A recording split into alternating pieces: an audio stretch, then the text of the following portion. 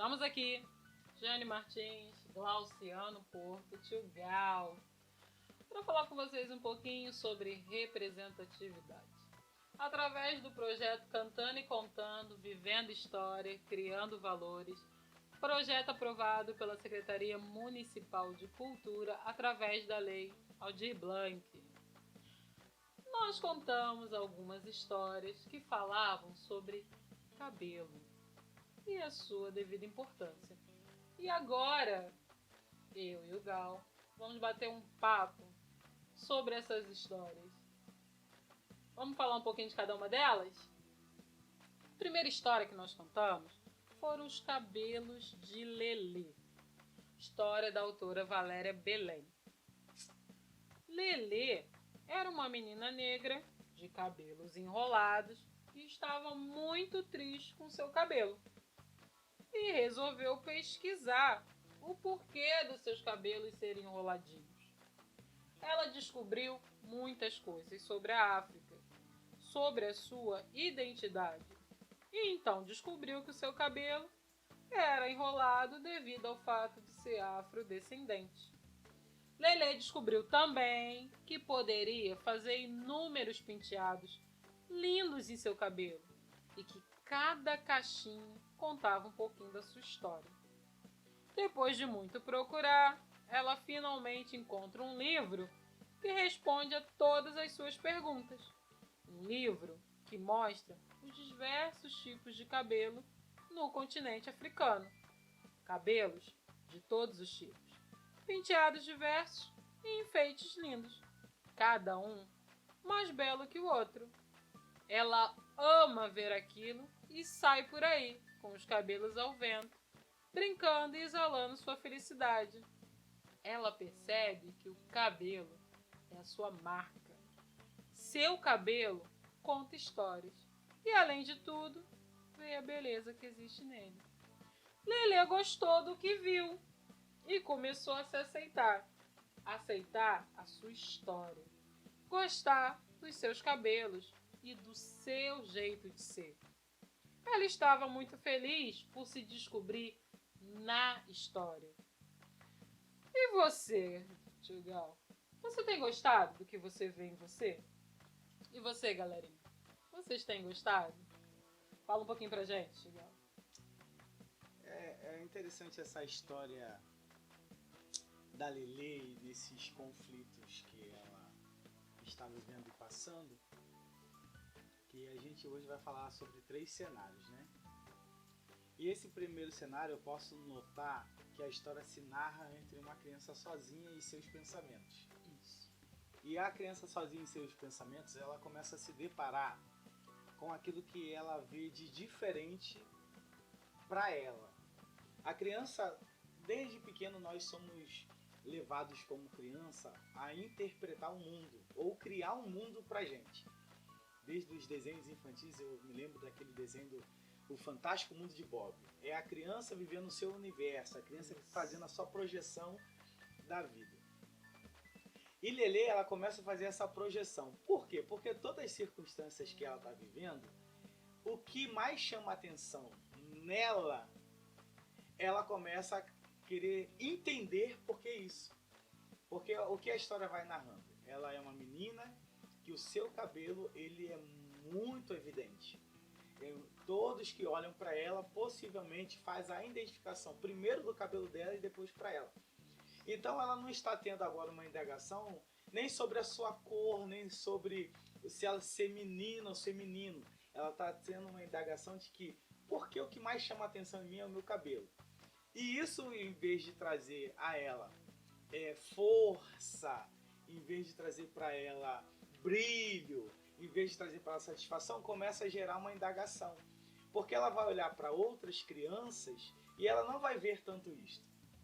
Nas comparações de que, poxa, às vezes tem aquele sentimento de que se não chamasse tanta atenção, eu poderia ficar quietinha no meu canto. Em nenhum momento fala que Lelê é uma menina extravagante, uma menina divertida, uma menina... Porque se possivelmente ela tivesse um pouco dessas características, o cabelo seria, é o meu mestre-sala, é o meu momento. Todo mundo tem que olhar pra mim mesmo, olha pros meus cabelos. Eu já chego chegando. Então, pelo jeito, é uma menina que, como ela, o cenário que ela vive é um cenário só, ela fica tentando entender o seu contexto.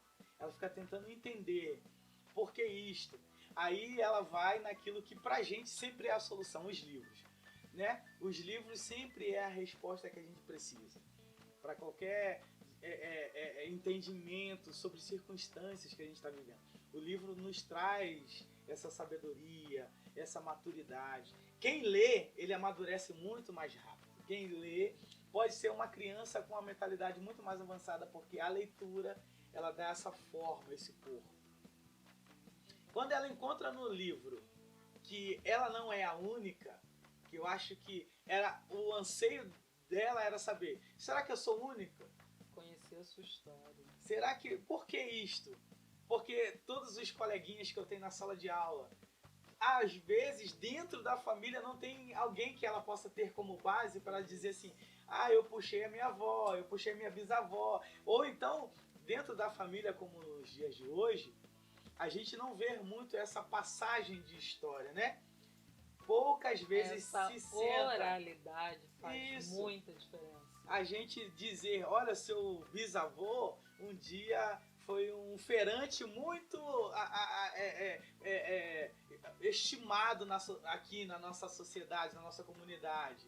Ah, o seu pai um dia projetou isso. Não tem muito esse se sentar com as crianças para poder explicar. Até mesmo a gente entende que a realidade muito das nossas crianças brasileiras é muito da ausência de pai, ou às vezes a ausência da mãe, um por questão de trabalho, outro por questão de circunstâncias, ou a dificuldade da vida, cada um tem os seus pontos. Mas a criança, no final, fica rendida a todo esse momento. Então, como conhecer a minha história se eu às vezes não tenho contato com alguém que é possível para mim? Aí, o que ele faz? Não, calma aí, vou procurar nos livros algo que venha me preencher. E ela encontrou. Ela viu que, na verdade, o seu jeito, a sua formosura, tudo que completava ela, tinha um porquê, tinha uma razão. Ela não encontrou somente uma família, ela encontrou várias famílias que correspondem a ela. Então ela começou a se aceitar, ela começou a ter uma observação de si, os tracinhos dos seus cabelos, que antes eram angústia, agora não, é um pouco da minha história. Cada tracinho meu. Quando alguém chega de mim e fala sobre o meu cabelo, ele me caracteriza como alguém formoso. É como uma árvore. Vamos imaginar a Lelê como uma árvore. Uma árvore bem verdinha, bem grande, bem forte. Aquela árvore chama a atenção. E o que Lelê precisava ter sobre a sua vida eram os frutos. E como ela encontrou o corpo para dar frutos, agora o seu cabelo é a sua realização. Agora elas não podem falar o que quiser, podem imaginar o que quiser. Para ela, os seus cabelos é a sua força. Ela entendeu a sua história. Então é muito importante essa questão da criança entender a história dela. Que mundo ela pertence, de onde ela veio. Verdade. Então é importante trabalhar isso na escola, mas é muito importante trabalhar isso em casa também. É muito importante esse trabalho em casa, que os pais ou quem cuida da criança tirem um tempo para estar conversando com a criança, para ela entender suas raízes. Essa questão da árvore é muito importante. Qual é a minha raiz? Isso. O que me prende? O que eu estou fazendo aqui?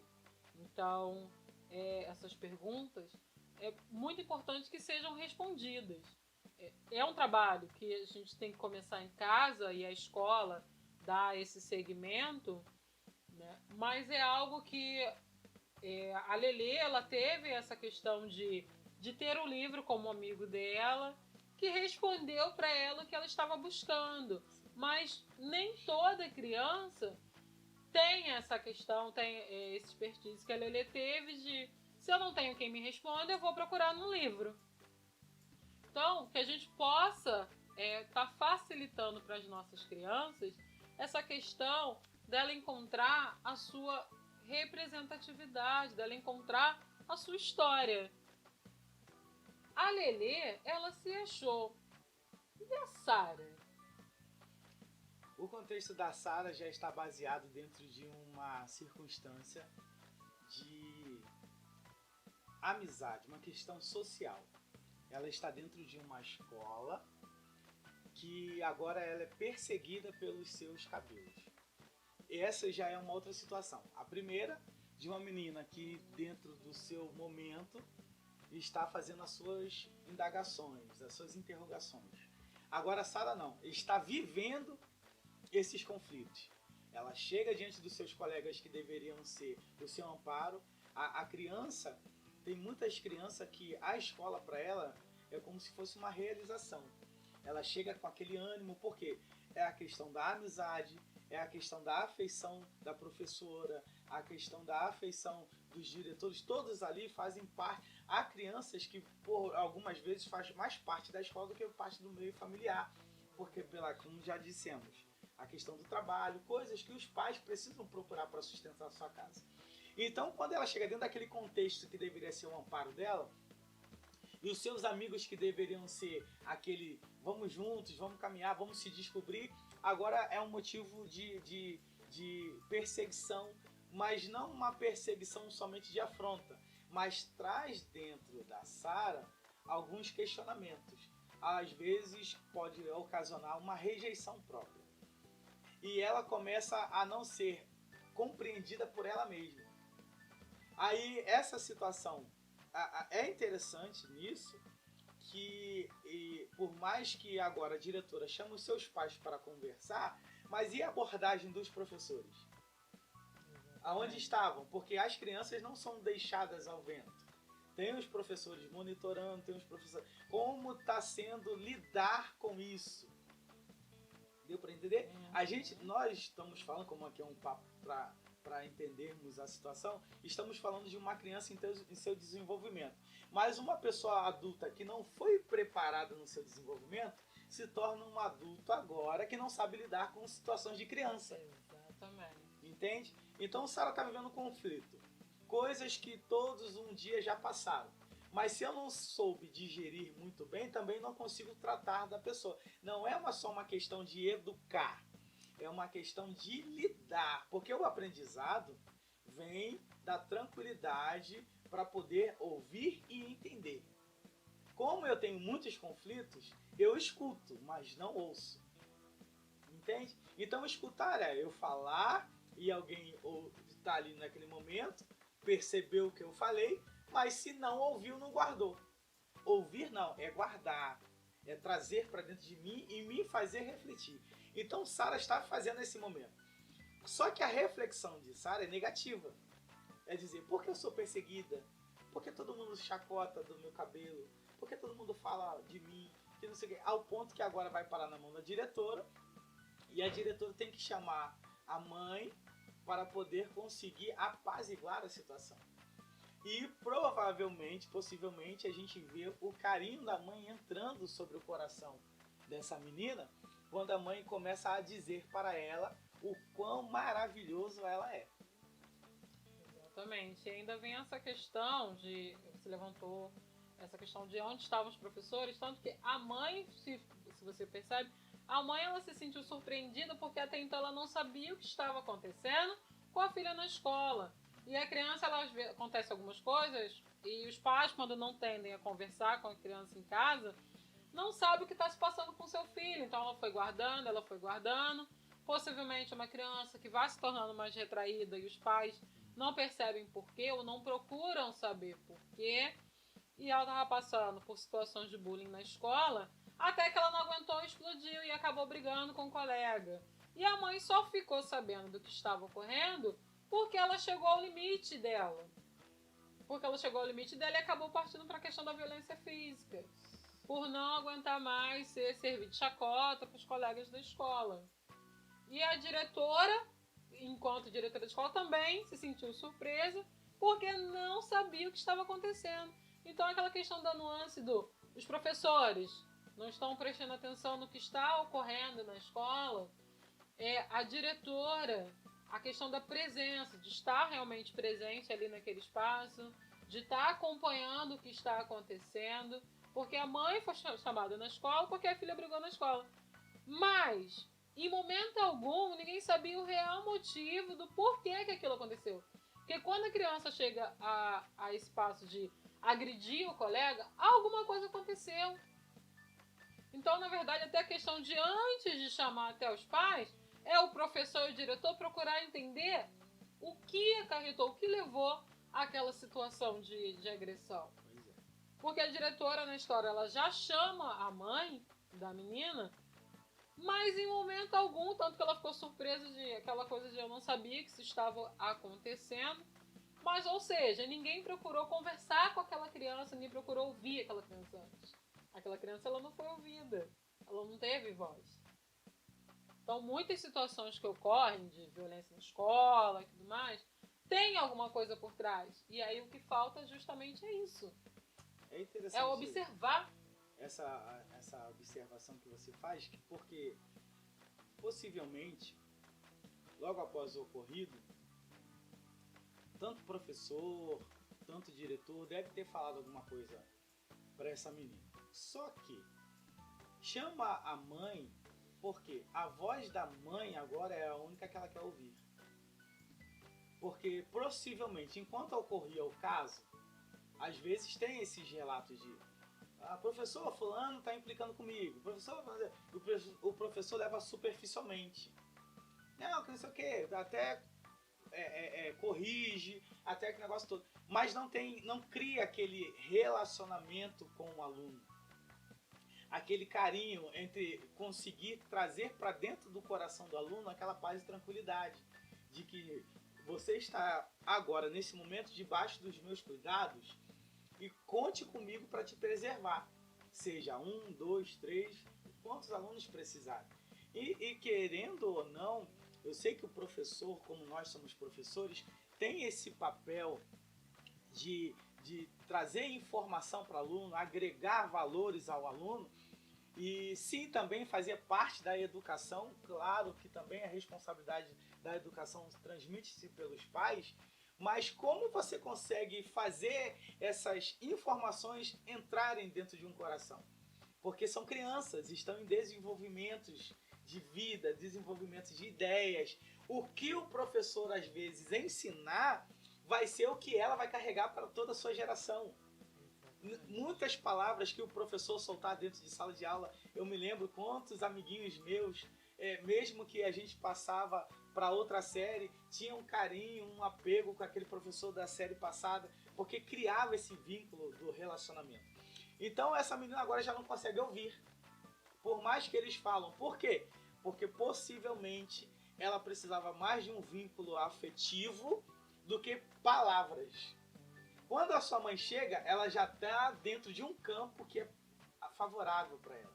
É tranquilo, já cria aquela percepção de que a minha mãe, o que ela falar é bom, porque eu sei o que ela sente por mim. Quando a mãe chega e fala, não, você é linda, aí ela começa a abrir espaço para poder continuar uma conversa. Até então não se tem uma conversa, só tem ela chorando e reclamando do episódio que aconteceu. Aí ela, não, você é lindo. Nisso a diretora aproveita esse espaço para poder também tomar uma ação.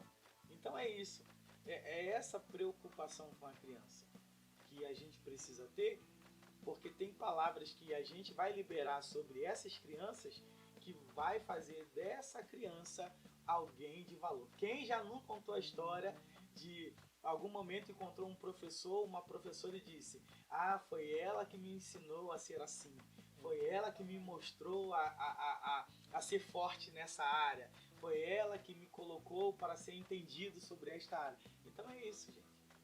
Com toda certeza. Essa questão de ter mesmo o professor querendo ou não, ele ali pro aluno é base.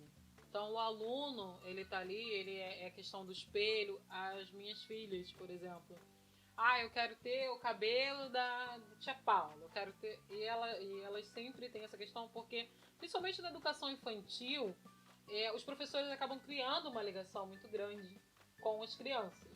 Então, esse vínculo, essa ligação na educação infantil é muito automático, porque a criança ela passa muitas vezes mais tempo na escola do que em casa. Na educação infantil, principalmente na questão das EDIs, das EDs, as crianças entram na escola 7h30 da manhã, 8 horas, e saem 4 horas da tarde. Então ela passa praticamente o dia inteiro dela dentro da escola. Então essa questão do vínculo com o professor é muito importante.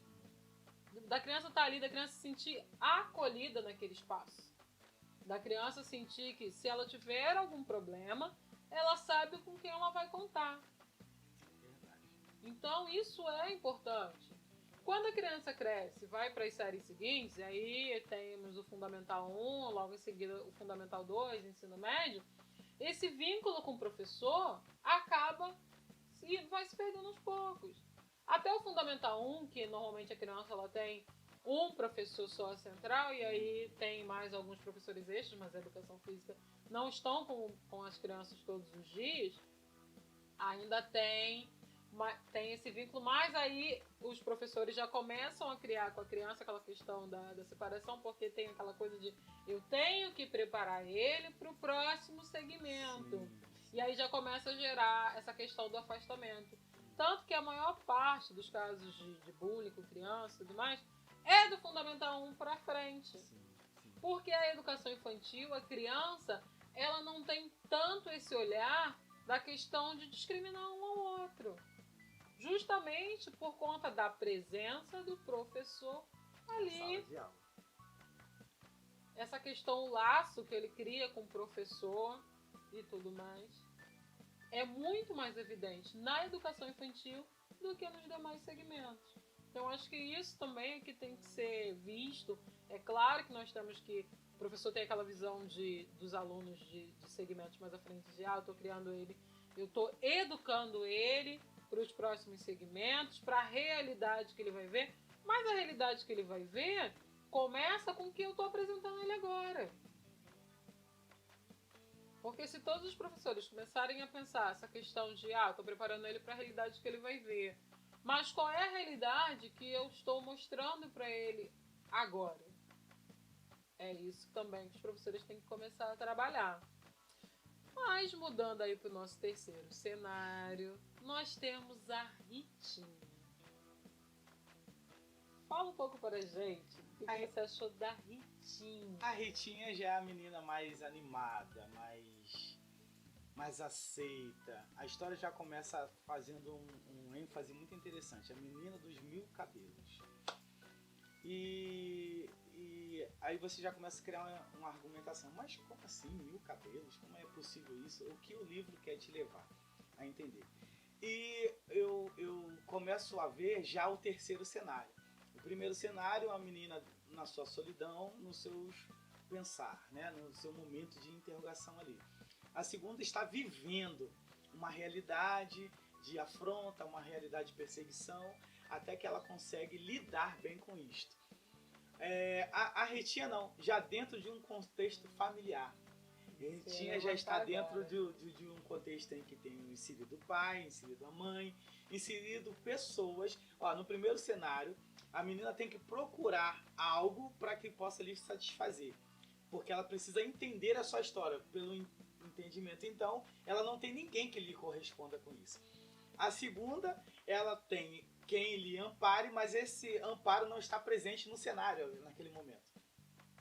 Então ela tem que enfrentar aquela situação conflitante. Então, logo que ela passa pela situação e sai do controle, entra quem ela precisa no cenário.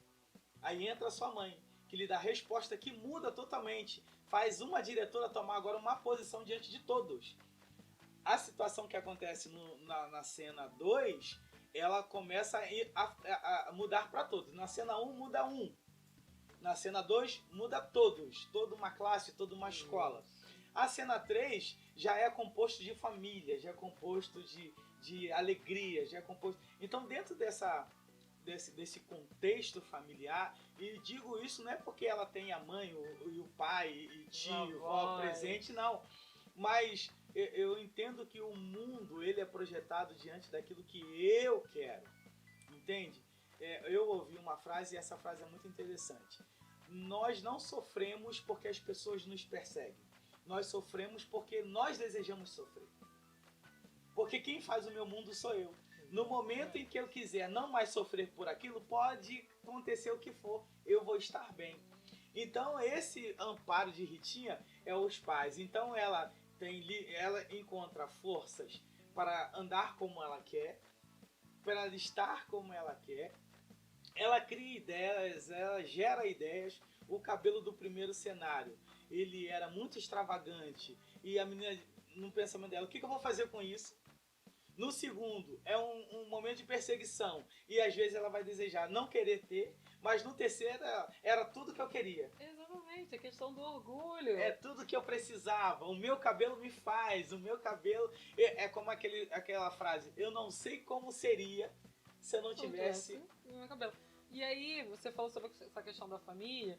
E aí vem mais uma vez essa questão da importância da representatividade da raiz. Isso aí. Porque a Ritinha, ela ama os cabelos e tudo mais, mas é uma coisa que vem sendo cultivada. O avô é transista. Então é algo que vem sendo cultivado nela desde pequena. Aquilo que a gente falou sobre geração, que é passada. Exatamente. Ela conhece a história dela.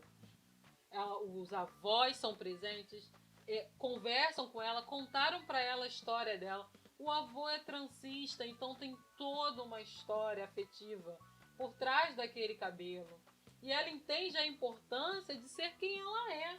Ela entende a importância do cabelo dela.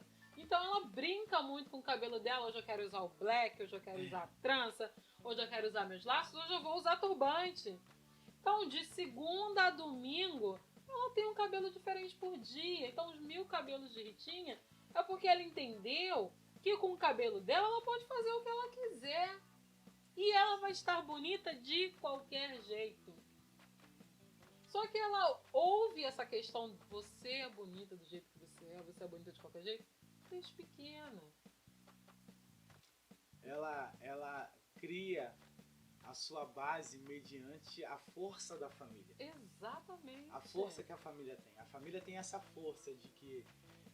e a gente hoje está falando sobre uma questão capilar do cabelo. Mas qualquer situação de conflito que você possa enfrentar, ou um aluno seu possa enfrentar, a primeira coisa que você precisa observar como professor, qual é a base familiar que ele tem. Entende? Eu sei que é sacrificante, mas é preciso às vezes parar uma criança e entender a sua história para conseguir trabalhar com ela, até mesmo na aplicação das disciplinas. Porque tem aquela coisa, porque fulano é tão difícil de entender as coisas que se falam, porque ciclano é tão mais fácil. Aí você vai ver o seu contexto familiar de valores, você vai entender qual a aplicação melhor que você precisa ter, que você precisa passar. E Ritinha é uma menina, vamos colocar assim, a mais fácil de conseguir lidar. Provavelmente é uma menina que vai ter boas notas, uma menina mais participativa, uma menina mais inclusa nas situações que acontecem. Deu para entender? Agora a primeira pode ser uma menina assim, que até seja educada, mas pode ser uma menina que seja, na primeira cena, uma menina mais no cantinho dela, uma menina que senta lá sozinha, uma menina que gosta de fazer seus afazeres sozinho, uma menina que pouco conversa. Então, no segundo cenário, uma menina que já participa com os outros, mas só vive arrumando confusão, só vive batendo de frente, às vezes até a dificuldade do professor lidar com ela. Exatamente. Entende? Do professor lidar com ela, às vezes porque o modo de vida que ela tem, o ponto de vista que ela enxerga as coisas, gera essa dificuldade. Agora a Ritinha não. Vê tudo pra ela. Flores é lindo, o ar que passa é lindo e principalmente o que compõe ela, os seus cabelos, a sua cor, o seu brilho, ele é lindo demais. E respeite aqui o meu brilho. Exatamente. Se quiser, vem brilhar comigo também. Essa é Ritinha. Exatamente. É essa questão realmente de nós, enquanto professores, entendemos que ali dentro de sala de aula, cada indivíduo é um, cada aluno é um, cada um vai ter sua particularidade, sua diferença. Então, a importância de eu conhecer cada um dos meus alunos. Eu sou professora, eu sou bibliotecária, eu lido com as crianças de todos os segmentos dentro das bibliotecas às quais eu atendo. E aí tem isso, porque eu até brinco que a biblioteca é um pouco de consultório psicológico. As crianças gostam de ir para lá, e aí a gente conversa, discute os livros que eles estão lendo, e sempre com base nos livros que eles estão lendo, e eles vêm falando um pouco da história deles, e aí vai dando para entender um pouco mais cada um deles, a história de cada um, como tratar um, como tratar o outro. Não é questão de acepção nem diferença, não é isso. Mas cada criança tem a sua individualidade, Sim, cada criança tem sua particularidade. Verdade. E aí não dá pra aqui eu tenho que tratar todo mundo igual. A questão não é essa, não funciona assim. Na prática não é questão de porque prefere A ou B, não é questão de preferência de A ou B. Mas é eu poder oferecer a A o que ele exatamente precisa. E oferecer a B o que ele precisa. O que esse aluno necessita? O que esse aluno precisa de mim? E se esse daqui precisa de quê? Uma atenção a mais? É uma conversa diferenciada? Até para ajudá-lo, porque de repente ele está ali buscando o que muitas vezes, até pela correria e tudo mais da casa dele, ele não tem. Então ele busca mesmo professor, o bibliotecário, quem está ali de frente, ele é o espelho daquela criança. Ele é uma espécie de suporte para aquela criança.